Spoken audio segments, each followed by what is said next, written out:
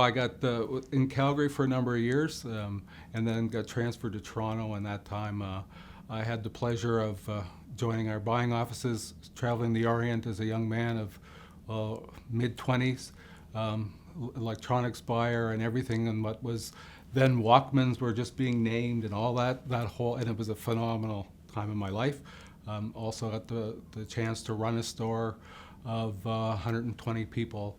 And it was great. I met a future employer that I would say was the closest thing that I ever had to a true mentor, and maybe set me up to do what I've always wanted to do, and that's be the guy I never had. And that was working with a company in the wholesale. So Fuji made media products at that time for Canada. Bill Cohen was the gentleman, and he had actually brought in the first audio cassette, compact cassettes, if you can remember way back then. He was the guy who brought him in, and so working for Bill was a whole different set of skill sets. And the reason it's important is Bill and I were walking down the streets of Tokyo, and he looked at me and said, "You know, you still think like a buyer. You need to think like a seller." He says, "I'm having no luck with you. What am I going to do with you?" He says, go find somebody. And then I'm going to say when we got back to Canada, he walked in my office and he said, "There's this guy, Brian Tracy. I've never heard of him, but I'll lay a bet he might get through." And so I went to my first Brian Tracy event. And from that day, and that was about 1983, I followed Brian, listened to Brian, and it became part of my life.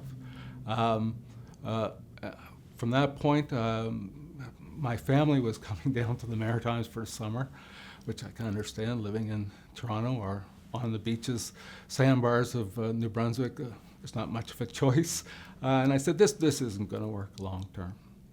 So Bill was nice enough to say, "Well, I'll tell you what, look for a company, I'll be your silent partner." And of course, we got into a deal in Moncton, and to make a long story short, it fell apart at signing.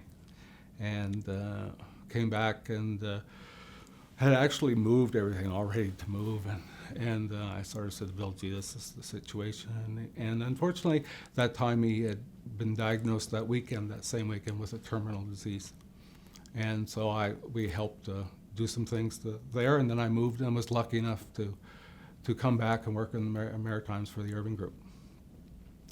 And after a while, after about 17 years, it was time to look for a new opportunity. And it was just natural when I was looking to focal point Brian Tracy. I got to check it out. And it was something I knew, and it was a great group of people to want to be part of.